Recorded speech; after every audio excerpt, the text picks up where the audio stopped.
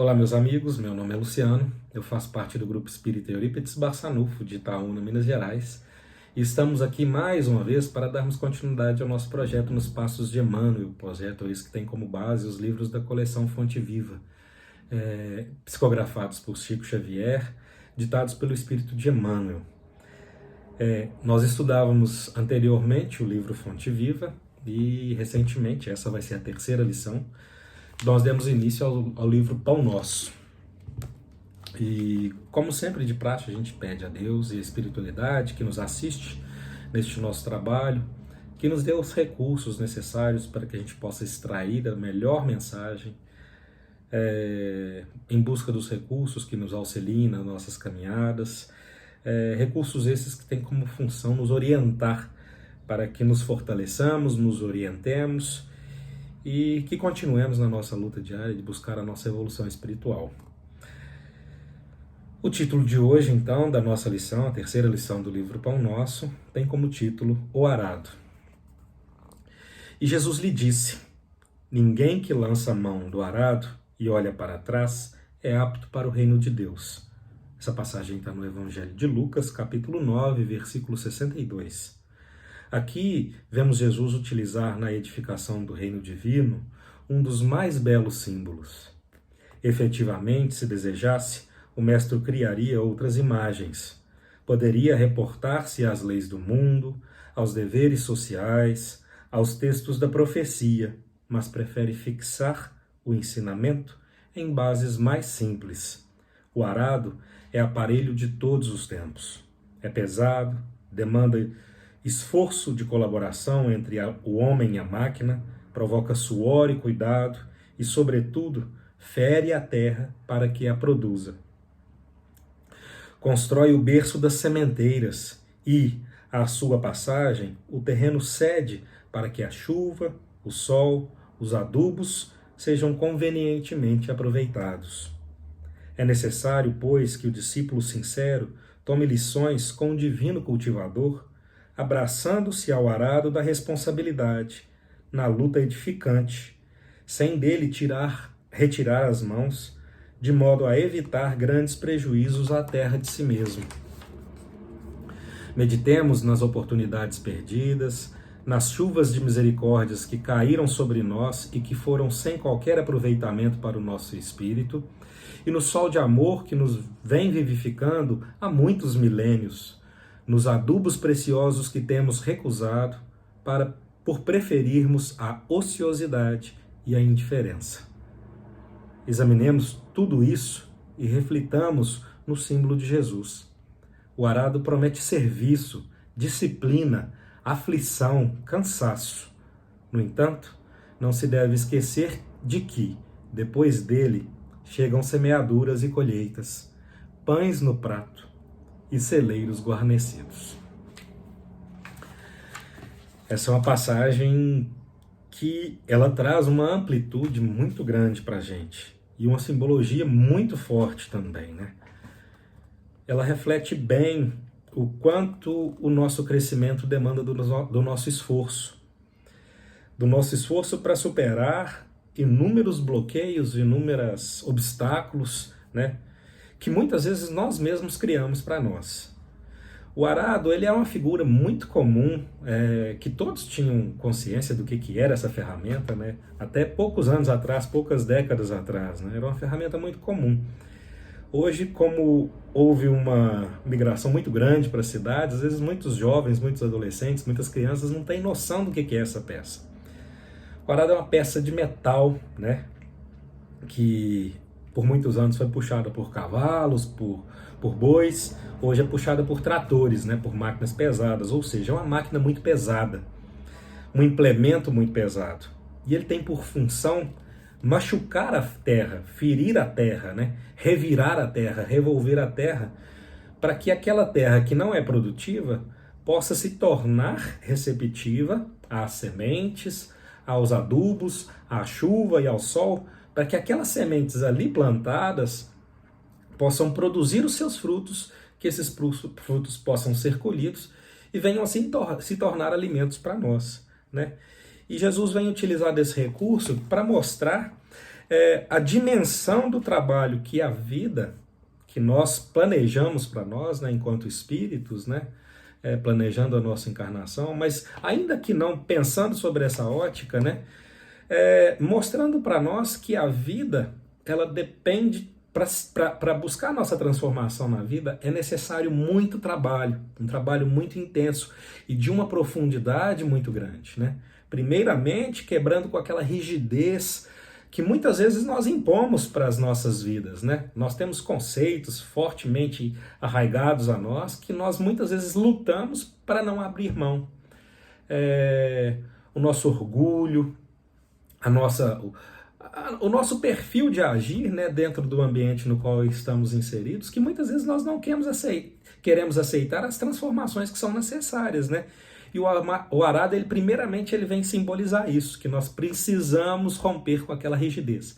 Assim como o arado, para penetrar no solo e tornar aquele solo um ambiente passível de cultivar, passível de ser cultivado e de produzir frutos, e esses frutos vão ser produzidos lá na frente, né?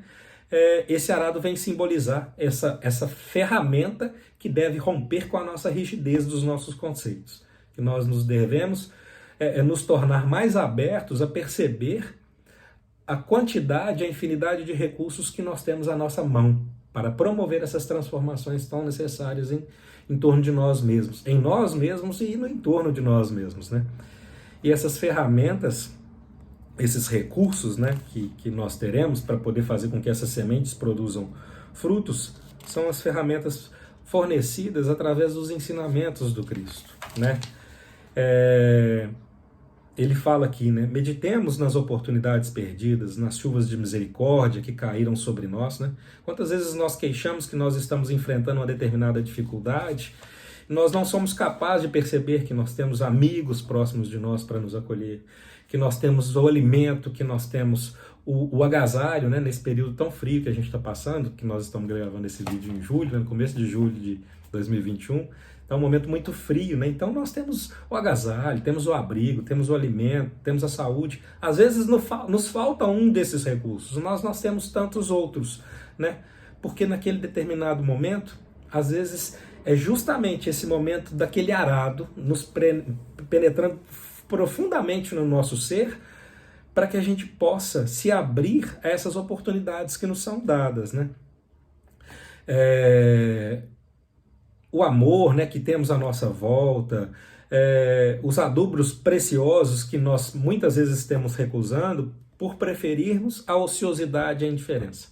Às vezes o nosso egoísmo nos faz focar em um único ponto, né? Estarmos resistentes a transformações porque aquilo que a gente deseja naquele momento e que na maioria das vezes não nos faz bem, nós desejamos aquilo e ficamos focados naquilo sem perceber a série de recursos de misericórdias, de amor que nos são oferecidas no entorno daquilo que nós estamos focando.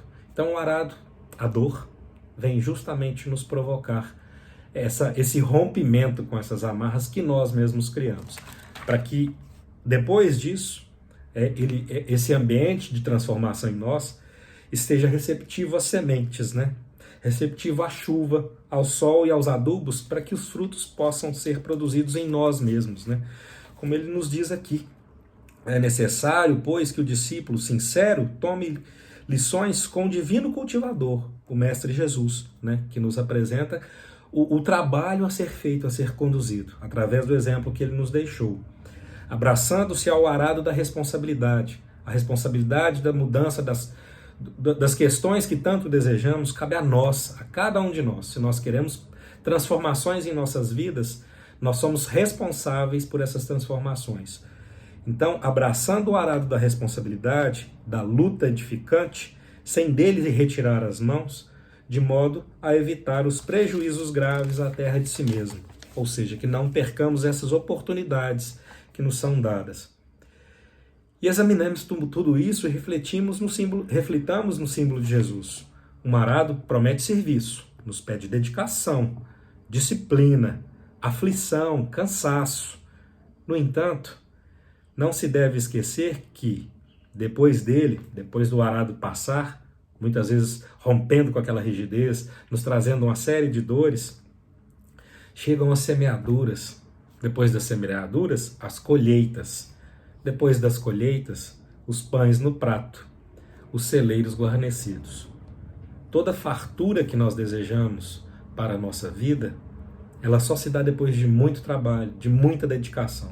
Dedicação em compreender, dedicação em amar, esforço em compreender, esforço em amar, esforço em ser caridoso, esforço em romper com o egoísmo, romper com tudo aquilo que nos faz sentir, que nos impede de avançar, né? E esse arado, promovendo esses rompimentos em nós mesmos, né, ainda que através de muitas dores, ele permite que essas semeaduras, que o amor que é plantado no mundo, né, permite que ele produza frutos, que esses frutos possam ser colhidos e que eles nos enriqueçam enquanto espíritos, né? Nós vivemos uma experiência material, sim, e é preciso passar pelas experiências materiais. Cada um tem o seu solo a ser cultivado, cada um vive o seu momento. E é preciso que a gente entre para dentro de nós mesmo para entender o momento que a gente vive. Mas também para perceber que nós temos inúmeros recursos que, bem trabalhados, vão nos oferecer tudo aquilo que a gente necessita. A paz, a compreensão, o conforto que a gente espera, né? Então, para que a gente possa colher esses frutos, é preciso sim muito esforço, muita dedicação e muita fé, para que eles realmente vão surgir se a gente der a oportunidade dessa terra de nós mesmos ser cultivada e essa terra e o cuidado com ela para que a gente produza os frutos tão esperados por nós mesmos.